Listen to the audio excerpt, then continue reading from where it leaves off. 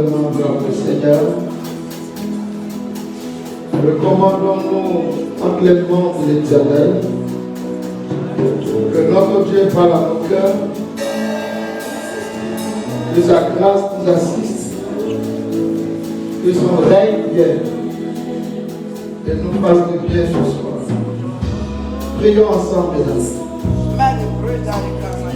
Père, merci. Merci d'être avec nous. Merci de nous délivrer. Merci de parler par nous. De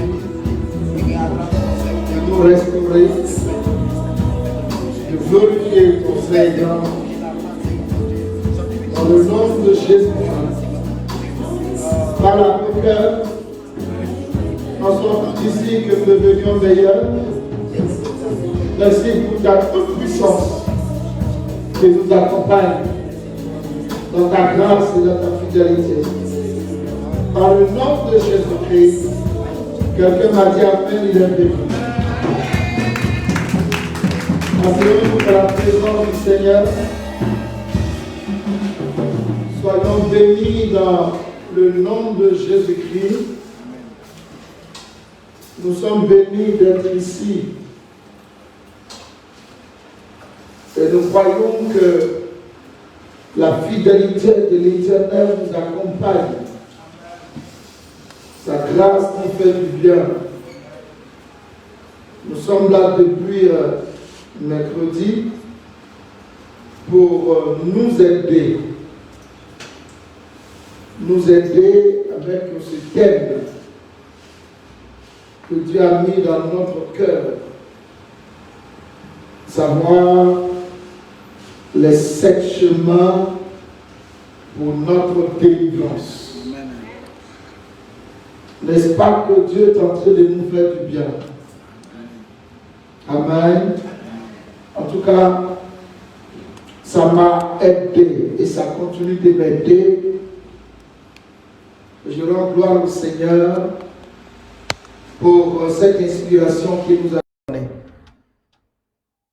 Alors, juste un rappel rapide. Notre corps est un champ de bataille. Notre vie est un champ de bataille. Et alors, il est important et il était important pour nous de comprendre quels sont les fronts de ce combat. Nous avions commencé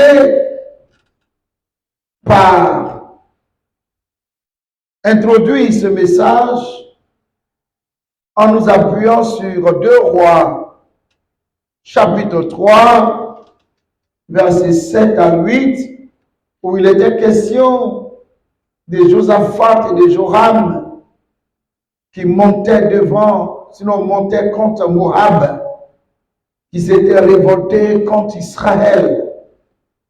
Et Josaphat a posé la question à Joram, par quel chemin nous monterons pour combattre Moab? La question de Josaphat nous a permis de comprendre que le combat ne se fait pas par hasard, mais tout au contraire, il se fait en suivant un chemin bien précis. Alors, il était pour nous important de savoir, dans le combat dans lequel nous sommes, quels sont les différents chemins. Parce que Deutéronome chapitre 28, verset 7 nous a dit, l'Éternel te donnera la victoire sur tes ennemis qui se lèveront contre toi. Ils sortiront contre toi par un chemin, un seul chemin, et ils s'enfuiront devant toi par 7 chemins. Alors là, c'était lâché. La pensée était libérée. Il y a donc 7 chemins par lesquels l'ennemi peut sortir de notre vie. Mais ces chemins individuellement peuvent être empruntés par l'ennemi pour entrer dans notre vie. Alors, force était pour nous de savoir quels sont ces différents chemins. Par la grâce de Dieu, nous avons découvert effectivement les 7, à savoir nos yeux, notre bouche, notre nez, notre peau, nos oreilles, quoi encore? Aidez-moi les étudiants. Notre sexe, et puis quoi encore? Et oui, j'ai parlé de la peau tout à l'heure, et puis quoi? L'anus. Voilà, c'est difficile de le dire parce que c'est sale, mais c'est une porte. Et une porte par laquelle l'ennemi peut rentrer, une porte par laquelle l'ennemi peut sortir. Amen. Et nous avons donc commencé à étudier ces différentes portes en commençant par nos yeux. Et nous avons travaillé nos yeux pour que, n'est-ce pas, l'ennemi qui serait rentré par nos yeux puisse sortir aussi par nos yeux. Et hier, nous avons touché notre bouche, n'est-ce pas? Et hier, nous avons parlé de la bouche. L'ennemi rentre dans la bouche par deux voies. La voie de la nourriture et la voie de la parole. D'accord? Alors, il fallait donc que, puisque séance tenante, on ne pouvait pas se mettre à table pour manger, il fallait utiliser la voie de la parole pour proclamer et détruire, n'est-ce pas, tout ce que l'ennemi a introduit en nous par notre bouche. Ce soir, nous continuons et nous entamons, nous attaquons la troisième porte qui est notre nez. Amen. Si vous regardez un peu, le nez a été la première porte que Dieu a utilisée pour s'introduire dans notre vie. En Genèse 2, verset 7, est-ce que l'enseignement fait du bien à quelqu'un? Le nez est une porte importante que Dieu a utilisée dès le commencement. En Genèse 2, verset 7, qu'est-ce qui est écrit? Genèse 2, verset 7, l'Éternel Dieu forma l'homme de la poussière de la terre, il souffla dans ses narines, vous voyez, dans ses narines, un souffle de vie et l'homme devint un être vivant. Amen. Donc c'est dans les narines que Dieu lui-même s'est introduit dans le corps de l'homme. Donc les narines sont une porte importante. Alléluia. L'une des façons d'envoûter quelqu'un, c'est de lui faire sentir quelque chose. Et vous allez comprendre tout à l'heure, ici je ne vais pas trop parler, mais je vais vous donner quelques petits exemples. Et ça qu'on le sache, par moment on passe dans des endroits et on sent une forte odeur. Et puis on essaie de chasser l'odeur, ça passe, mais il y a un esprit qui vient d'entrer. Il y a des moments où toi seul tu sens l'odeur, les autres ne sentent pas l'odeur. Il y a un esprit qui est en train de communiquer, n'est-ce pas, sa présence dans ta vie. Et j'ai appris à savoir que l'une des odeurs, n'est-ce pas, que le génie de fourré nous fait sentir pour entrer dans notre vie, c'est l'odeur de la selle de l'homme. C'est l'odeur de la selle de l'homme. J'avais une fille avec laquelle j'habitais et elle se lave, elle se parfume, elle sentait l'odeur de la selle. Et vous allez comprendre avec cette odeur, qu'est-ce qui se passe. On en parlera tout à l'heure. Alors donc, au commencement, Dieu a utilisé notre nez pour s'introduire dans notre vie. Pour nous dire que c'est un chemin par lequel l'ennemi peut rentrer. Les esprits peuvent rentrer. Alors ces esprits doivent sortir, mais sortir cette fois-ci, pas par une mauvaise odeur, mais par une bonne odeur. Quelqu'un me suit? C'est pourquoi Proverbe chapitre 27, le verset 9 dit, l'huile et le parfum, pourquoi? Réjouissent. Est-ce qu'ils sont avec moi ce soir? Vous êtes trop concentrés dans le cours ou dans l'étude ou bien? L'huile, 27, verset 9. J'ai beaucoup à dire aujourd'hui, donc on allait vite. Hein. L'huile et le parfum réjouissent le cœur. En fait, si tu n'as pas cette odeur sur toi, tu ne réjouis personne. Si tu as une mauvaise odeur sur toi, tu ne réjouis personne. Est-ce que quelqu'un me suit? Et je vais vous expliquer. L'ennemi travaille en nous mettant de mauvaises odeurs. Et quand il y a cette mauvaise odeur sur ta vie, tu ne peux pas réjouir le cœur de quelqu'un. Vous allez comprendre tout à l'heure quand je vais aller un peu plus loin. L'huile et le parfum réjouissent le cœur. Je préfère qu'on s'arrête à cette portion. L'huile et le parfum réjouissent le cœur. Vous savez, Esther n'était pas la plus belle. Dans le royaume de Babylone, certainement Esther n'était pas la plus belle. Mais quand vous lisez le livre d'Esther, lorsque Esther est arrivée au royaume pour se préparer, afin de rencontrer le roi, il est écrit qu'elle a eu la grâce de l'Eunuque. Et l'Eunuque a travaillé sur la vie d'Esther en lui donnant un parfum spécial. Et c'est ce parfum-là qui a attiré la faveur d'Esther auprès du roi. Parce qu'elle a mis une odeur agréable dans le nez, n'est-ce pas, du roi. Et le roi a pris la décision de bénir. Est-ce que quelqu'un me suit? Et Esther a été sélectionnée. Tu n'as peut-être pas compris. Mais tu vas comprendre tout à l'heure. On va aller vite. Vous savez, le nez est une porte.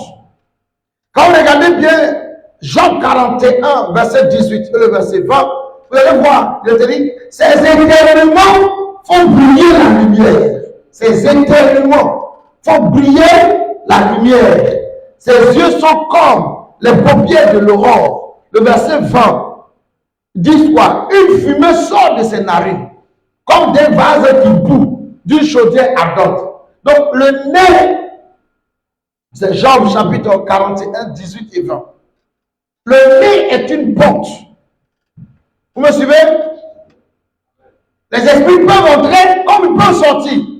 Et Dieu a choisi le nez pour entrer dans le corps de l'homme. D'accord? Donc, au niveau du nez, c'est le parfum que tu as sur toi. Que toi-même tu sens et que les autres sentent. Si tu sens sur toi une mauvaise odeur, que les autres sentent une mauvaise odeur, il y a un esprit de malédiction qui vient sur ta vie. On ne peut pas te bénir. Il y a un rejet. Quelqu'un me suit? C'est pourquoi, peut-être tu vas comprendre là rapidement. Parce qu'au niveau du nez, je n'ai pas trop beaucoup à dire. Mais que tu comprennes que l'odeur qu'on met sur toi, que tu sens et que les autres sentent, ça permet, n'est-ce pas, soit qu'on te bénisse, soit qu'on te rejette. Avant de donner cet exemple de Genèse 27, verset 27 à 28, où on parle du parfum, l'odeur, j'ai prié pour une de mes filles qui était à l'étranger. Elle était à l'étranger et elle voulait parler à quelqu'un au pays. Elle tombe sur quelqu'un d'autre et ce quelqu'un lui dit, je ne peux pas te passer la personne que tu veux parler avec elle. Et la dame lui dit, mais tu es où? Et puis tu ne peux pas passer, tu ne peux pas me passer la personne à qui je veux parler. Cette autre personne lui dit, je suis au WC. Mais elle a utilisé un mot grossier. Parce qu'elle avait une intention. Il a fallu qu'elle entende que je suis au WC, que l'odeur du WC se colle à la vie de la femme. Et cette dame a failli être divorcée parce que son mari sentait l'odeur du WC sur elle. Elle va au travail. Elle a une collègue qui l'approche pour dire, mais tiens, ton déodorant là, il faut essayer de revoir. La dame allait acheter les meilleurs parfums pour mettre sur elle, mais ça ne passait pas. Jusqu'à ce qu'elle rentre en contact avec moi, que je prie pour elle et que je bénisse de l'huile, qu'elle se lave avec pour que son parfum change. Ce qu'on sent sur toi, ça peut te bénir. Ce qu'on sent sur toi, ça peut te maudire. Alors Genèse 27. Verset 27 à 28. Verset 27 à 28. Jacob s'approcha et le baisa. Isaac sentit l'odeur de ses vêtements. Isaac sentit l'odeur. Isaac avait déjà mangé. Isaac avait déjà bu le vin. Isaac avait déjà touché Jacob. Donc il a mangé, il n'a pas béni.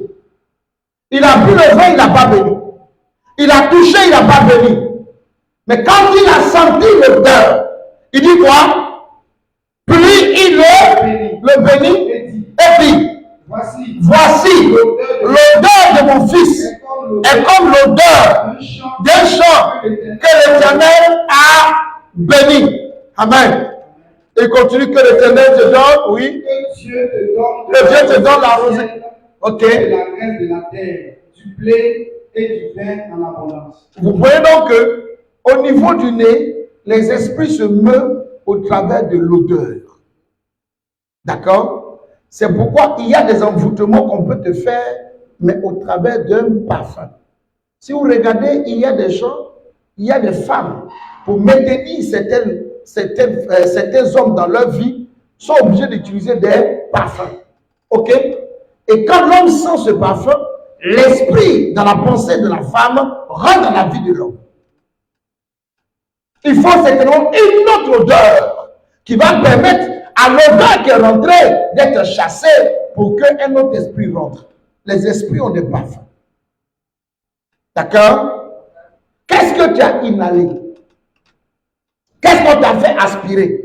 Il y a des médicaments traditionnels. Pour que l'esprit de guérison rentre en toi, on t'en fume. Je ne sais pas s'il parle à quelqu'un. On t'en fume. Et tu es là, c'est ça qui aspire. Tu aspires la vapeur. Ça te guérit. Mais il y a des pouvoirs aussi. Moi, je me rappelle quand on jouait encore au football. On nous mettait dans des chambres et on brûlait des choses et on nous enfumait dans la salle pour que nous puissions respirer, n'est-ce pas, ce parfum. Et c'est ce parfum-là qui nous donnait une certaine force, une certaine puissance sur le terrain. Est-ce qu'on a eu des pratiques comme ça sur ta vie? Quel est l'esprit qui est rentré par tes narines? Il faut que tu aies un autre parfum. C'est pourquoi nous avons le parfum du Saint-Esprit. Une odeur spéciale du Saint-Esprit. Quelqu'un me suit? Par le parfum du Saint-Esprit, Dieu renouvelle notre parfum. Et je bénis Dieu ici, nous avons déjà travaillé sur les parfums. Quelqu'un me suit? Par le parfum du Saint-Esprit. Ça va rentrer dans nos actions que nous allons poser certainement le mercredi. Alors, ici, je ne parlerai pas trop, parce que j'ai encore, n'est-ce pas, 4 autres chemins. Donc, on a le nez, on a parlé des yeux, on a parlé de la bouche, on vient de parler du nez. Allons au niveau de la peau. Là encore, il y a quelque chose. Vous voyez, la peau est une grande porte. Notre peau est une grande porte. Par les pores, beaucoup de choses se passent sur notre peau. Vous voyez, de tous les miracles qui suivront, ceux qui auront cru, on parlera de nouvelles langues, selon Marc chapitre 16, verset 17 à 18. Ils parleront de, n'est-ce pas, ils chasseront les démons, ils parleront de nouvelles langues, ils saisiront des serpents, n'est-ce pas? Saisir, c'est pas vraiment, c'est brutaliser pratiquement. Ils saisiront, c'est pas pour cajoler, ils saisiront des serpents. S'ils voient quelques breuvages mortels, cela sans effet, cela ne leur fera point de mal. Mais pour guérir les malades, ils leur imposeront les mains. Ils leur imposeront les mains. Pour dire quoi? Pour le domaine de la guérison, c'est peau contre peau. Parce que par la peau, on peut faire entrer un esprit dans le corps de quelqu'un. Par la peau, on peut enlever un esprit. Figurez-vous ce qui s'est passé. Souvenez-vous de ce qui s'est passé entre la belle-mère de Simon-Pierre et puis Jésus-Christ. Il est écrit qu'elle avait la fièvre. N'est-ce pas? Est-ce qu'ils sont avec moi? Elle avait la fièvre. Or, nous savons que la fièvre a plusieurs sources. Mais Jésus a fait quoi? Il n'a même pas parlé. Il a fait quoi? Il a touché la femme et la fièvre est partie. Mais pour que la fièvre parte, ça veut dire qu'il y a un autre esprit qui est rentré pour combattre l'esprit qui était dans le corps de la femme. C'est par le contact. Et cette femme qui avait la perte de sang avait compris ce message. Elle savait qu'elle n'avait pas besoin que Jésus parle sur sa vie. Elle n'avait pas besoin que Jésus la lave ou bien quoi que ce soit. Mais si elle pouvait toucher, n'est-ce pas, les vêtements de Jésus, elle recevrait la guérison. Et regardez ce qui s'est passé. Lorsque la dame touche le Seigneur, il a dit quoi? Qu'un esprit, une force est sortie de Jésus pour rentrer en elle. Et cette force qui est rentrée en elle par le contact, elle a détruit la force qui était en elle, n'est-ce pas, qui créait le problème de perte de sang. Par la peau, il y a un transfert. C'est pourquoi, mes amis, Le premier acte qui se passe à notre naissance, c'est sur notre peau. Et ça, c'est très important. Quand nous sortons du ventre de notre mère, il y a un message fort que la terre donne à notre vie. C'est au niveau de notre peau. Ézéchiel chapitre 16.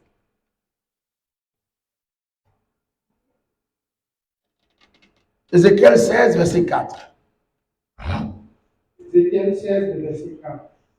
À ta naissance. À ta naissance. Au jour où tu naquis. Au jour où tu naquis. Ton nombril n'a pas été. Ton nombril n'a pas été coupé. Tu n'as pas été lavé dans de l'eau. Tu n'as pas fait quoi? Été lavé dans de l'eau. Pour être purifié. Tu n'as pas été frotté. Tu n'as pas été frotté avec du sel. Tu n'as pas été enveloppé dans un linge. Donc, voyez un peu, tu n'as pas été lavé dans l'eau pour être purifié. Ça veut dire qu'avant qu'on te lave, il y avait un esprit impur sur toi. Est-ce qu'ils sont avec moi? Il y a un esprit impur sur toi. Parce que ça n'a pas été fait. Cette personne dont on parle a l'esprit impur collé à sa vie. Et il faut donc qu'on te lave pour enlever l'esprit impur. Pour dire quoi? Par le bain qui touche notre corps, il y a la possibilité de nous coller l'esprit. Comme il y a la possibilité de nous, enfin, je veux dire quoi? Il y a la possibilité de nous coller un mauvais esprit, comme il y a la possibilité de nous coller un bon esprit. Pour nous qui avons utilisé les Nancy, on comprend. Peut-être vous ne comprenez pas. Donc ici, il est écrit qu'on l'a pas lavé dans l'eau pour le purifier. Donc par le bain, au travers de la peau, il y a un esprit qu'on communique. Qu'est-ce qui s'est passé à ton enfance? Qu'est-ce qui s'est passé depuis que tu vis? Quel bain as-tu fait? Nous, au pays tout là, en tout cas, on se guille, comme disent les autres. Quand on dit on se guille, c'est qu'on se lave. On se lave avec des écorces pour être quoi? Puissant. Mais l'eau là, qu'on a baissé sur notre corps, même si on ne s'est pas essuyé, ça a séché. Qu'est-ce qui nous rend puissants? C'est l'esprit qui est rentré dans notre vie par la peau. Quels sont les esprits qui sont entrés dans ta vie par ta peau? Il te faut un autre bain. C'est pourquoi nous avons le sang de l'agneau pour nous purifier de toute iniquité, pour nous ôter de nos vies tout ce qui est impur. Je ne sais pas ce qui est par là une église. On a besoin de ce sang pour nous laver. Parce qu'on t'a collé des esprits, ou tu t'es collé des esprits par des bains.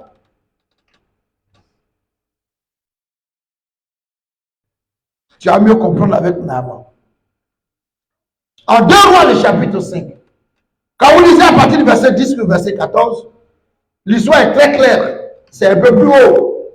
Naaman, le général de l'armée syrienne, était quoi? Un vaillant homme, mais lépreux. Lépreux, n'est-ce pas? Lépreux. Et il a caché sa lèpre pendant longtemps. Jusqu'à ce que la petite fille qui était dans sa maison a découvert la lèpre de Naaman. Et elle va parler à sa maîtresse pour dire, si mon Seigneur était chez nous en Israël, il y a un prophète là-bas qui le guérirait de sa lèpre. Alors cette nouvelle va arriver jusqu'aux oreilles du roi de la Syrie, lequel va envoyer un message au roi d'Israël pour dire, je t'envoie mon serviteur, dès qu'il arrive, purifie-le de sa lèpre. Vous connaissez l'histoire. Le roi d'Israël va commencer à prier au scandale pour dire, mais attends, est-ce que je suis Dieu pour purifier quelqu'un de sa lèpre? Vas-y, regardez donc qu'il est en train de chercher des palabres. Élisée va entendre. Élisée va dire au roi d'Israël, ne t'en fais pas. Permets seulement qu'il vienne. Et il saura qu'en Israël, il y a un prophète. Quand Naaman arrive, Élisée va lui dire, ta lèpre là, c'est dans le Jourdain que tu vas te jeter 7 fois. Et c'est là-bas que tu vas te guérir. Quand vous regardez la réaction de Naaman, Naaman dit, mais attends, il y a trop de grands fleuves. Il y a trop de fleuves importants en Syrie. Il y a le Damas, il y a la Bana, il y a le Papa. Tous ces grands fleuves-là, est-ce que je ne peux pas me jeter dedans? Mais laver pied sera purifié. Pourquoi venir dans ce Jourdain? l'eau, un fleuve boueux, un fleuve sale. Alléluia. La malédiction était sur Naaman. Qu'est-ce qui est collé à ta peau? Pour que cette malédiction quitte, la première des choses, c'est d'abord l'humilité. Je ne sais pas si elle parle à quelqu'un. Et ce n'est pas n'importe quelle eau. Toutes les eaux n'ont pas beaucoup. Toutes les eaux ne délivrent pas. Il te faut une eau spéciale. Et cette eau spéciale, c'est celle-là qu'on prend par humilité. C'est celle-là qu'on prend par abaissement. Parce que le Judée est le symbole de l'abaissement. Il faut donc que tu sois humble pour récupérer la grâce par le sang de l'agneau afin que tu sois purifié. Mais il y a la mort lorsque tu vas aller te plonger. Je ne sais pas si je suis avec vous. Quand tu vas te plonger, ce qui m'a choqué, ce n'est pas la peau de Naaman qui va être saine. Faut des fils. Le verset 10. Au verset 10, Élisée lui fit dire par un messager, va, et lave-toi 7 fois dans le Jourdain. Ta chair deviendra saine. Ta chair deviendra saine. Et tu seras pur. Et tu seras pur. Vous voyez, la lèpre est sur la peau. Mais la source de la lèpre, c'est sa chair. Son caractère. Donc, il y a des caractères dans nos vies qui sont rentrés que par notre peau. Je ne sais pas s'il parle à quelqu'un. J'étais encore au primaire. On avait un ami du nom de Zadi. Qu'est-ce qu'on nous disait? On dit Zadi, on l'a lavé avec os de gorille. Zadi nous frappait nous tous. Tu payes ton pain macaroni. Zadi vient te dire, je veux ça. Et tu ne peux pas résister à Zadi. Parce que Zadi a été lavé avec os de gorille. Avec quoi est-ce qu'on t'a lavé à l'enfance? Pour te communiquer l'esprit. C'est ton calme. J'ai comme l'impression que tout le monde est fatigué que moi. Ça va? Par ta peau, il y a quelque chose qui est rentré. Nous, on a connu des pommades avec des beurres de qualité, avec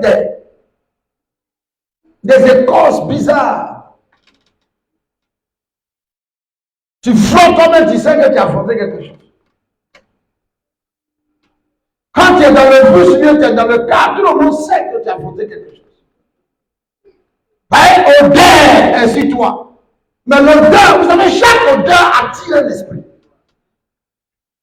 Naaman va se jeter, et par la grâce de Dieu, la chair de Naaman devient saine. Je proclame ce soir que tout ce qui a été mis dans ta vie, par ta peau, que ta chair devienne saine, par le sang de l'agneau, le meilleur breuvage. L'eau de la mer n'est pas bonne. Mais il y a une eau qui peut te rendre propre.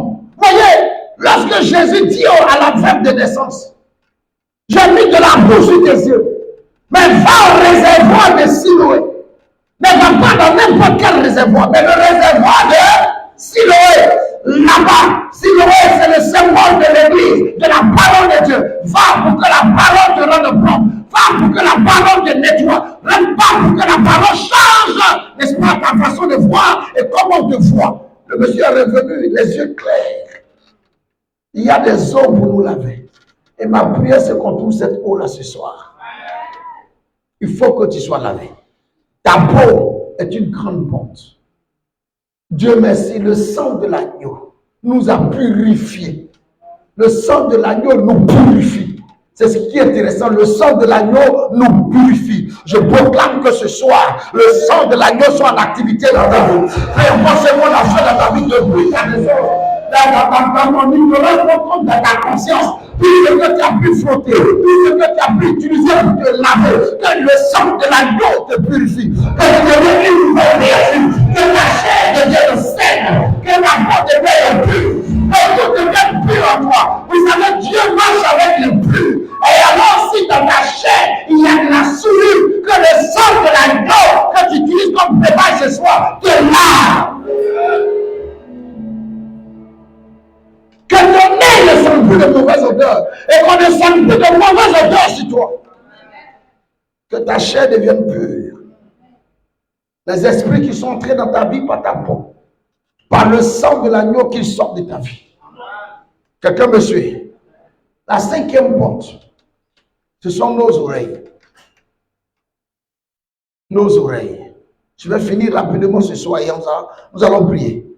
Parce qu'on doit rentrer dans le jeûne lundi, mardi, mercredi. Et le mercredi soir, nous allons travailler pour que toutes ces portes. Vous savez ce qui me plaît. Ce qui me plaît. Généralement, le Seigneur dit un seul séjour des morts. Mais il y a des portes. Ils peuvent rentrer dans ta vie par un chemin, mais ils sortent par 7 chemins. Nous sommes en train de voir ces 7 chemins. Et alors, ces esprits doivent sortir par là. S'il faut que tu bailles pour que le démon sorte, le mercredi, tu vas bailler. S'il faut que tu vomisses pour que le démon sorte, il faut que ce soit ici. Il faut que tu parles pour que le démon sorte. Il faut que tu changes ta façon de voir pour que les esprits sortent de ta vie. Il faut que tu sois purifié par le sang de l'agneau pour que, n'est-ce pas, ta vie devienne saine et qu'il n'y ait plus donc d'accusation. Ta robe devienne propre. Là où ta robe est propre, la table est possible. Mon partage. Quand ta robe est propre, la table est possible. Mais si ta robe n'est pas propre, il n'y a pas de table. Nos oreilles. Luc chapitre 8, verset 18. Ici, je vais parler un peu. La façon de chasser l'esprit qui est dans notre oreille, je vais te le révéler. Luc 8, verset 18. Luc 8, 18. Prenez donc garde. Prenez donc garde à la manière dont vous écoutez. Car on donnera à celui qui a, mais à celui qui n'a pas, on ôtera même ce qu'il croit avoir. Dis-moi amen. Ce qui me plaît, prenez garde à la manière dont vous écoutez. Mes amis, nous sommes ce que nous entendons et dans lequel nous avons foi. Dieu au commencement est entré dans nos vies par le nez. Mais Dieu à la fin rentre dans nos vies par les oreilles. La foi vient de ce qu'on entend. Qu'est-ce que nous entendons? Si tu as eu l'habitude d'entendre de mauvaises paroles et de les conserver, mes amis, il y a de mauvais esprits qui sont rentrés. Le suicide vient souvent par une mauvaise information. Les divorces viennent par de mauvaises informations. Qu'est-ce que tu entends souvent? Nos parents souvent nous disent des mauvaises paroles. Tu es un enfant qui ne réussira pas. Si toi tu es femme et puis tu me fais ça, tu vas voir ce qui va t'arriver. Et si tu n'as pas rejeté ces paroles, mes amis, c'est ce qui va t'arriver. Parce que ce que tu entends véhicule un esprit. Est-ce qu'il y a quelqu'un? C'est pourquoi fais attention à la façon dont tu entends. Moi, quand tu viens me donner une mauvaise nouvelle, la première des choses que je te dis, cela n'arrivera pas, cela n'aura pas lieu. Parce que l'oreille communique avec la bouche. L'oreille communique avec la bouche. L'oreille ne peut pas s'exprimer, mais c'est la bouche qui travaille pour l'oreille. Parce que les esprits rentrent dans nos oreilles par la parole. Qu'est-ce qu'on a dit de mauvais sur toi que tu as accepté? On a dit que tu ne réussiras pas. Et tu as fini par accepter que tu ne réussiras pas. Est-ce que je prêche à une église? Avant de te répéter que tu es nul, il y a même un petit bout de réflexion et d'intelligence chez toi parce que tu as accepté. Fais garde, prends garde à la façon dont tu écoutes.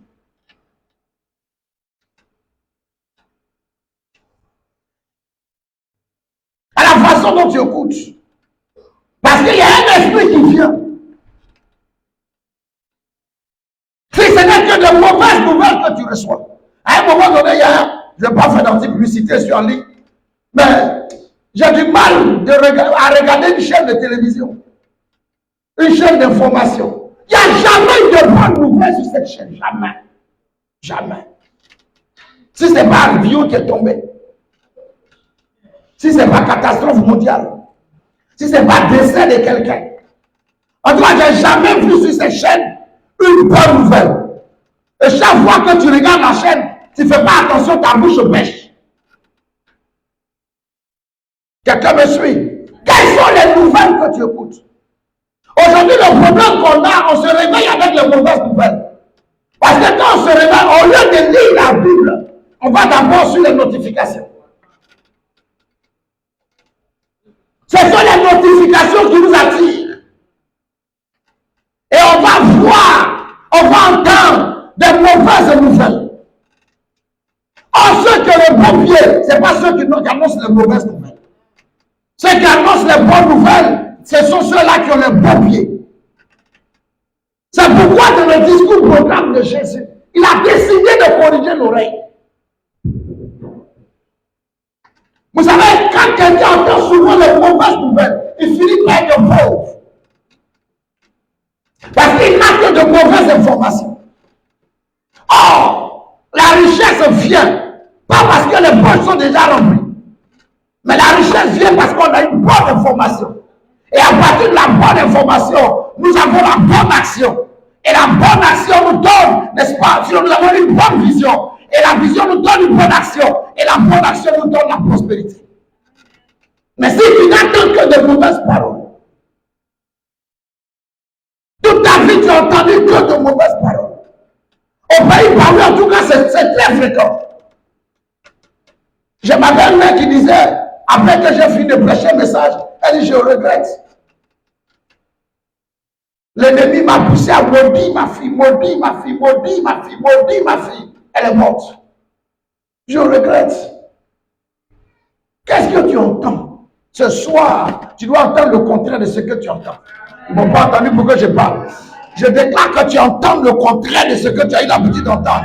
Ce qui est négatif que tu as entendu. On a dit dans la famille, mon père est venu me voir un jour, il me dit, tu sais fils, on a le courage pour chercher l'argent. Notre famille là, on a le courage pour chercher l'argent. Mais on ne gagne pas l'argent. Il dit, toi, tu ne gagnes pas l'argent. Je prends le côté positif. On a le courage pour chercher l'argent. Mais le négatif, je ne prends pas. Ça, je n'ai pas entendu. Qu'est-ce que tu as entendu le négatif que tu as gardé? J'ai eu une amie au lycée, intelligente. Une jeune sœur. On a eu l'entrée en 6e ensemble. Mais quand elle est arrivée à l'école, il y a un professeur qui l'a poussé à quitter l'école. Le professeur dit, tu es sale, tu es bête, tu es vilaine. Chaque jour, tu es sale, tu es bête, tu es vilaine. Tu ne réussiras jamais. Elle n'a pas dépassé la classe de 5e. Et je l'ai trouvé vendre des allocaux à la psychologie. Pourquoi? Parce qu'elle a accepté. Écoutez-moi bien. J'étais en terminale. Et en classe, on n'allait pas au niveau de la mathématique. Pourtant, j'étais en terminale C. Et mon professeur a eu une récréation. Pour ceux qui ont lu mon livre, ils ont vu ça dans mon livre. A eu une récréation. J'étais en train de chercher à comprendre une formule avec un ami de classe. Et puis, le professeur arrêtait du haut des escaliers de la classe, au moment où toutes les classes de terminale étaient alignées. Papa Zézé a fait le lycée Gagnon et Tchèque. Il y avait terminale, les classes de terminale. Vous savez, les plus belles filles sont là. Et on avait, je crois, 3 classes de terminale A. Après ça, il y a terminale C. Et puis il y avait 5 classes de terminale 2. Tout le monde en ligne. Les filles de terminale A là sont belles comme ça. Et le monsieur, il est arrêté là-bas. Il me dit, Ngoro, ben tu es nul en mathématiques. Avec ça, tu es venu en terminale en étant premier. Je ne sais pas qui t'a corrigé les devoirs pour que tu sois premier pour être ici. Tu ferais mieux de te retrouver en art, juste à côté. Mes amis, il y a des paroles qu'il faut refuser. Qu'est-ce que tes oreilles ont entendu? J'ai été tellement choqué. Je me suis levé. Quand on est rentré en classe, j'ai dit au professeur, avec tout votre respect, monsieur, je veux parler. Il dit alors, tu as décidé d'aller en terminale A? Je lui dis, monsieur, écoutez-moi très bien. J'aurai le bac C cette année. J'aurai le bac C cette année et je serai orienté. Le professeur a ajouté, c'est quand les poules auront des dents. C'est fini. Mais ce que j'ai entendu, j'ai rejeté. J'ai fait la 6e, première mathématique. 5e, première mathématique. J'ai un collègue, un ami, Baï-Jean Béron, qui était ici. J'ai des amis qui me rencontrent en ville et qui me disent, mais pourquoi tu es devenu pasteur? Toi, tu étais notre premier de classe. Les mathématiques n'avaient pas de secret pour toi. Et j'arrive en terminale, on me dit que je suis nul. Je refuse. Et je dis au monsieur, je vais avoir le bac. me suis fait entendre. Je me suis concentré. J'ai étudié. J'ai payé des fascicules. J'ai étudié. Et j'ai eu le bac. J'ai eu le bac. Et j'ai été orienté à l'École nationale supérieure d'agronomie. Et quand j'ai eu le bac, j'ai rencontré le professeur Blanc dans un supermarché. Et je lui ai dit, monsieur, allez compter les dents dans la bouche des poules parce que j'ai le bac et je suis orienté, n'est-ce pas, à l'École nationale supérieure d'agronomie. Qu'est-ce qu'on t'a donné comme défi? Quel est le défi qu'on t'a lancé? Que tu as entendu? Tu as entendu? Ne reste pas dans ce défi. Relève-toi, écoute une autre fois. Tu entends une autre fois. C'est pourquoi Jésus ne donne pas la richesse aux pauvres. Quand j'ai vu le discours programme de Jésus, Jésus ne donne pas la richesse aux pauvres. Le pauvre qui pleure, Jésus ne lui donne rien. Écoutez-moi bien, Jésus ne donne pas. J'ai lu et ça m'a choqué. Jésus ne tend pas la main pour donner. Quand tu es pauvre, Luc chapitre 4, verset 18. Quand il n'y a rien chez toi, ce qu'il te faut, ce n'est pas l'argent. Parce que tu n'as rien, parce que tu n'as pas la bonne information. Ton oreille n'a pas le bon message. Regardez, j'ai vu, vas-y. Luc 4, 18. Luc 4, 18. L'Esprit du Seigneur est sur moi. Parce qu'il m'a oint. Pour faire quoi? Pour annoncer une bonne nouvelle aux pauvres. Mes amis, le pauvre n'a pas besoin de paroles. Il faut lui donner. Normalement. L'Esprit du Seigneur est sur moi parce qu'il m'a oint pour donner beaucoup d'argent aux pauvres. Normalement. Le pauvre est content quand il vient lui donner l'argent. Mais Jésus dit non. Ce n'est pas la solution du pauvre. Il est pauvre parce qu'il a entendu de mauvaises paroles. Il est pauvre parce qu'il a accepté de mauvaises paroles.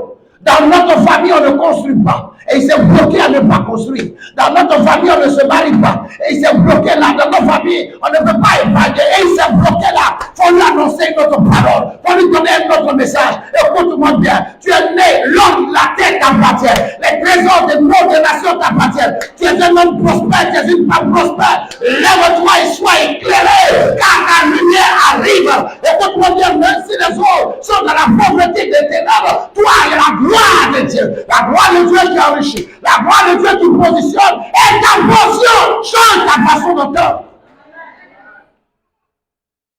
Vous savez, le diable, pour nous appauvrir, nous fait entendre sa voix. Écoutez-moi bien, je parle un peu des oreilles ce soir.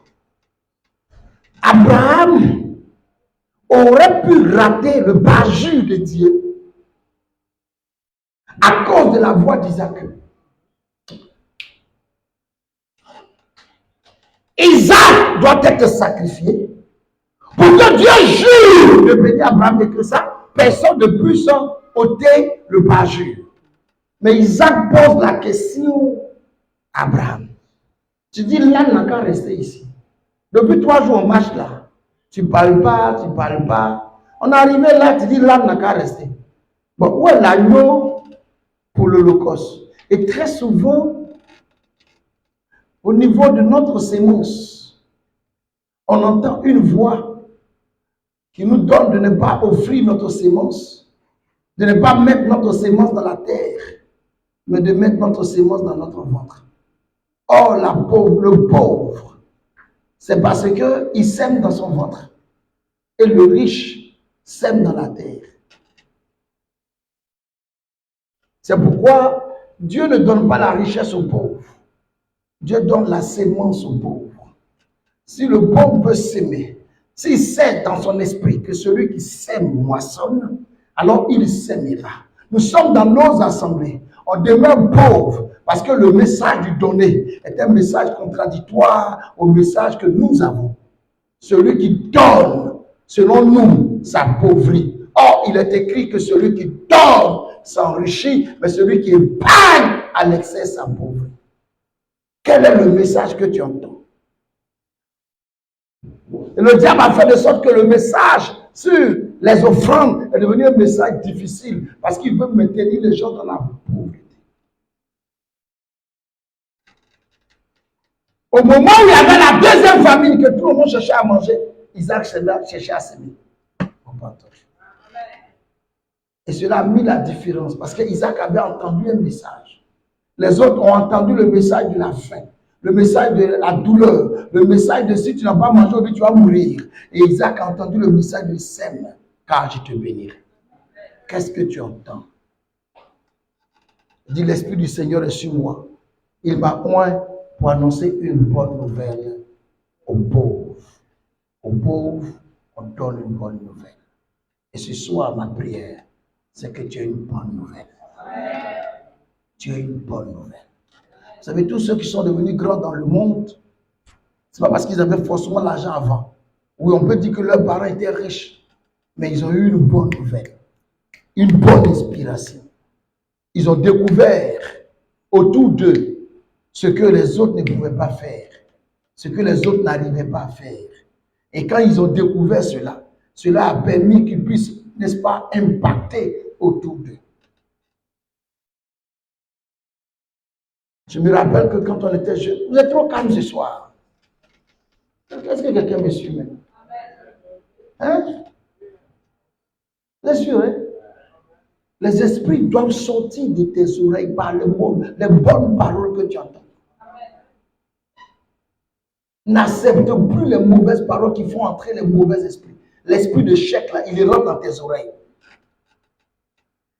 Pour un enfant qui est sur un devoir, souvent même tu connais, mais l'esprit te dit, la voix te dit, le chemin que tu as pris là, c'est pas ça. Hein? Tu bats tout. Parce que tu as entendu une mauvaise parole. Tu bats tout. L'esprit de chèque est rentré chez toi. Et tu vas aller regarder chez le voisin qui est nul. Et puis tu te dis, c'est ça qui est ça. Il faut copier. Tu copies, tu as échoué. Que tes oreilles soient fermées. Il dit, les brebis ne suivent pas le mercenaire. Parce qu'ils ne connaissent pas la voix du mercenaire.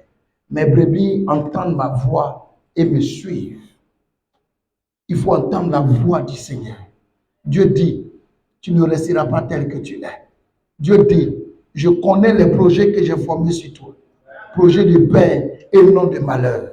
Dieu dit, avec toi et de son côté, tu feras des exploits. Et il écrasera tes ennemis. Avec toi, des exploits. Et tes ennemis seront écrasés. Si Dieu ne m'a pas refusé Jésus, il ne me refusera pas les millions, il ne me refusera pas le travail, il ne me refusera pas le mariage. Qu'est-ce que tu entends? Vous êtes trop calme. C'est ce qu'on entend là. C'est ce qu'on entend. Au village, les gens sont différents par rapport aux paroles qu'ils entendent. Il y a des familles qui passent le temps à maudire leurs enfants. Il y a d'autres familles qui chaque matin bénissent leurs enfants. Et ces enfants-là réussissent parce qu'on est ce qu'on entend. Ce soir, refuse toutes les mauvaises paroles que tu as entendues. Tout ce que tu as entendu. Vous savez, moi j'ai aimé les deux filles. Mon père est décédé. Et mon oncle qui m'a élevé était au campement. Je vais le voir un jour. Parce qu'il devait acheter un matelas pour rentrer à l'internat. Je vais le voir, papa. J'ai besoin de 5 000. Je vais acheter un matelas épaulé 4 cm. Je vais mettre contreplaqué sur le lit en fer de l'internat. Et puis je vais mettre le matelas dessus au moins pour ne pas que ce soit inacte. Il dit, moi je vais te donner mes 5 000 francs pour moi. En baoulé, c'est plus intéressant. Faut vivre. Fadia ou bien là. Qu'est-ce que tu vas faire pour moi demain? Mes amis, le noyau de mangue est une forêt de manguiers. Quand il m'a dit ça, j'ai dit, j'ai compris. Ça, demain, c'est ce que je vais faire pour toi, tu vas voir. avant sa mort, il est venu chez moi. Il ne mange pas le riz. Il mange foutu midi. Il mange foutu le soir. Avec pintade, avec sauce arachide, avec poulet, avec queue de bœuf. Il me dit, si je savais. Que tous ceux qui ont dit de mauvaises choses sur ta vie finissent par dire, si je savais. Ah, ils n'ont pas entendu pourquoi je parle. Je vais proclamer ça sur ta vie. Tous ceux qui t'ont fait entendre des mauvaises paroles ce soir, dans le nom de Jésus-Christ, je dis le contraire des paroles que tu as entendues afin qu'ils reviennent vers toi pour te dire si je savais.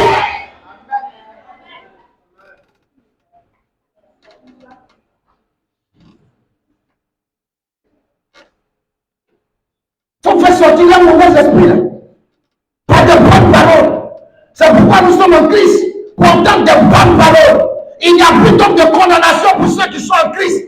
Parce que je fais avortement il y a au moins 10 ans. Je rentre en Christ, tu me rappelles chaque fois l'avortement. Écoute-moi bien, je suis en Christ, je suis devenu une nouvelle créature. Les choses anciennes sont passées. Je ne veux entendre que tu me rappelles ces choses. Le combat au niveau des oreilles. Quels sont les esprits qui rentrent? Par l'accusation.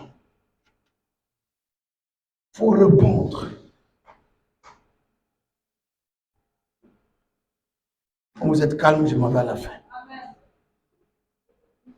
La 6e porte, c'est le sexe. Et là, c'est un autre piège. Il est dangereux en ce sens que celui, 1 Corinthiens chapitre 6, versets 15 à 16.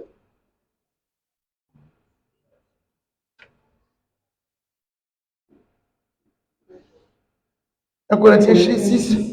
15 à 16. Ne savez-vous pas que vos corps sont des membres de Christ? Sont des membres de Christ.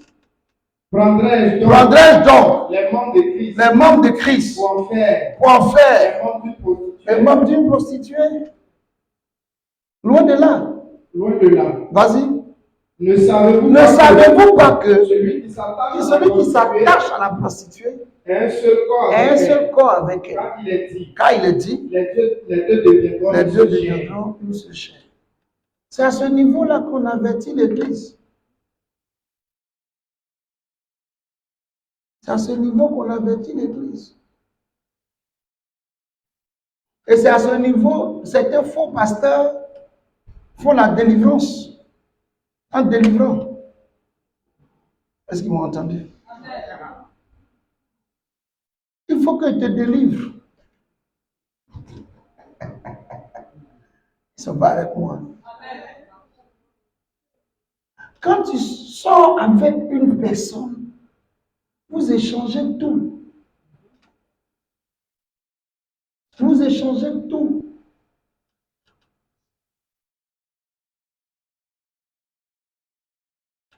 Tout ce qui suit la personne là, je suis.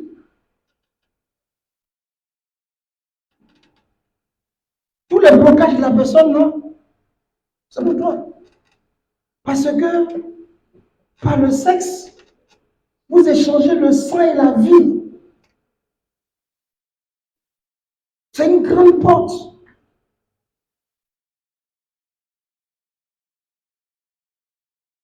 C'est une porte dangereuse. Cette histoire est la prostituée. Tous les démons de prostituée, tu viens de t'échanger ça avec elle. Si vous regardez bien, les maladies les plus graves, les plus mortelles sont sexuelles. Parce que c'est facile. Ça rentre dans ton spirituel, ça rentre dans ton naturel. Et il y en a qui savent que tu es pur. Et parce que tu es pur, il faut qu'ils sortent avec toi pour prendre la pureté chez toi et puis te donner la souillure. C'est échange. C'est pourquoi par moment tu marches avec quelqu'un et depuis te rencontrer, tu me portes chance. Mais dans sa chance là, tu n'as rien. Et tu es ma femme de chance. Depuis te rencontrer là, tout va bien. Mais dans sa chance là, il distribue l'argent à tout le monde, mais pour toi, même Moreau.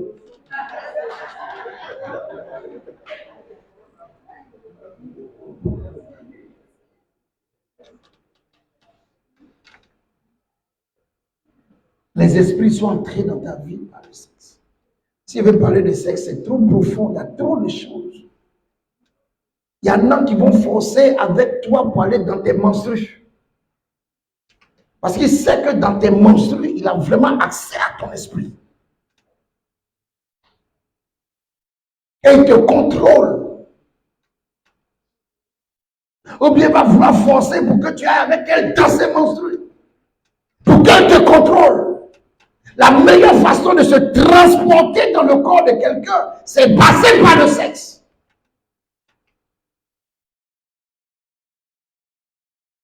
C'est pourquoi on avertit l'Église. Il faut régulariser ça. Il faut réglementer pour que ce soit sanctifié. Combien sont allés avec toi et combien d'esprits t'ont donné en 5 minutes? Ah, si tu es calme, je crois. Je comprends. Je comprends ton calme. Non, mes amis. Mes amis. J'ai lu un verset, je suis en train de le chercher. C'est quoi? C'est en Jérémie où il est écrit: les saisons ont été modifiées par vos comportements sexuels. Puisqu'on couche avec femme au champ.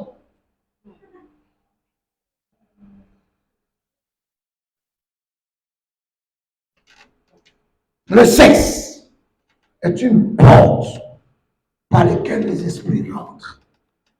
Même au milieu des hommes forts, des hommes puissants, ils dominent. Moi, j'ai entendu dire qu'un homme fort dans un pays, quand il t'a nommé comme quelqu'un de responsable, il sort avec ta femme. Et puis c'est sous tes yeux. C'est sous tes yeux. Quand il est sorti avec ta femme, tu ne peux plus rien faire. S'ils ne sont pas avec ta femme, ils sont avec toi-même. Tu te sodomises. Tu ne peux plus rien faire. Qu'est-ce qui s'est passé dans ta vie au niveau du sexe? Combien de personnes sont passées et par combien de personnes tu es passé? Imagine le bagage. C'est pourquoi le verset continue. Mais celui qui s'unit, tu crois bien, il y a un verset qui le dit. Mais celui qui s'attache au Seigneur est avec lui un seul esprit. Ce soir, tout ce qui est rentré dans ma vie par le sexe va être détruit parce que je m'attache au Seigneur Jésus-Christ. Jésus qui devient mon époux. C'est pourquoi l'Église est l'épouse du Seigneur. Jésus est l'époux parce qu'il sait que lorsque nous avons connu plusieurs sexes, la seule façon de détruire le sexe, c'est le sexe, mais ce n'est pas que le pasteur couche avec toi. Mais dans mon homme intérieur, Jésus est mon époux. Ma relation avec Jésus est la relation de l'époux et de l'épouse. Lui ne me dira pas que je suis sa femme de chance, sans rien avoir, mais il prendra soin de moi, il s'occupera de moi, et tous les autres esprits qui étaient entrés dans ma vie par un sexe païen sont restaurés par ma relation intime, ma consécration avec le Seigneur. Je suis délivré de ces mauvais esprits qui sont entrés dans ma vie par le sexe. C'est pourquoi au-delà de nous faire manger son corps, il nous fait boire son sang. Parce que le sang dans notre corps va arriver dans nos reins. Et dans nos reins, ça va passer par les urines. Et que le sang travaille dans le naturel et dans le spirituel. Je bois le sang de l'agneau et alors, par mes urines, les démons doivent sortir. Les démons qui sont entrés dans mon sexe doivent sortir par mes urines. Je le proclame ce soir. Ce soir, on ne priera pas. Il faut que je vous enseigne.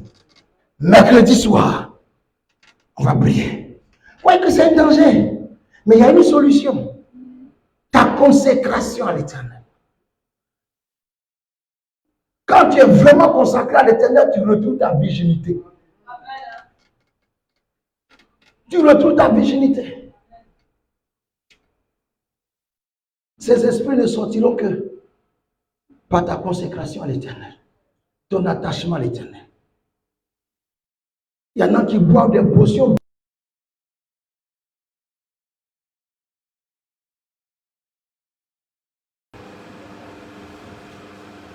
Ils mettent des parfums bizarres sur leur lit pour sortir à nous.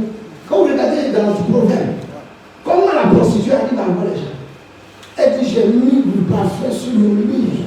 Viens, on va s'enivrer d'amour jusqu'au matin. Elle a parfumé. Vous voyez, donc le diable utilise toutes les portes. Tu vas sentir ça, ça rentre en toi. Et puis en plus de ça encore, ça rentre en toi. C'est bête. Jésus-Christ, alléluia. Jésus-Christ, alléluia. J'ai la solution par Jésus-Christ. Même quand tu ne sors pas avec une femme et que tu es dans la masturbation, là encore tu échanges avec un esprit. Tu échanges avec un esprit invisible.